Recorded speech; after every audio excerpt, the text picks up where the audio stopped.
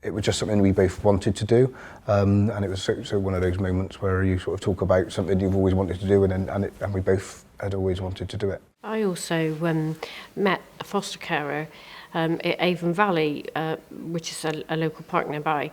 I was with my friend, and she introduced me to her, and I said to her, I've always wanted to foster, and I'll do it when my children grow up. And her words to me were, no, do it now, add chaos to chaos. And she was so right. We've been part of people's journey when they may have come to us and been really, have had a history of something or another, but had some challenges, and then been part of that journey to actually sort of, where you can see the improvements, and you can really see the improvements, so you can,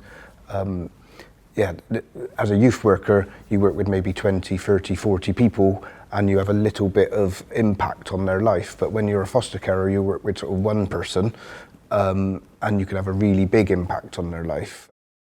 You can see it in real tangible ways, but even simple things like someone that we have fostered, when they came to us, they'd never danced, and we took them to a wedding and they danced for the first time and told us about that was the first time they'd ever sort of been in that environment. So you can see really little changes of, them people, their personalities developing, or experiences that they're having and how that's impacting on them.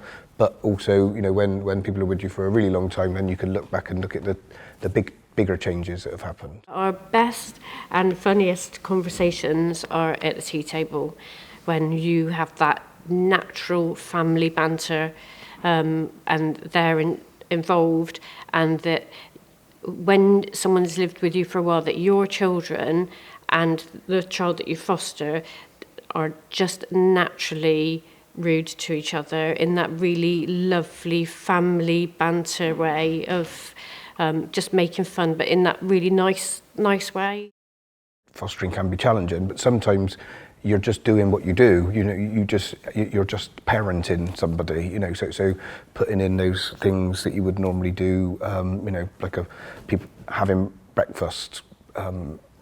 Going to school, sitting around and eating dinner together, watching television together and talking about what's going on, and then having a bedtime that's reasonable.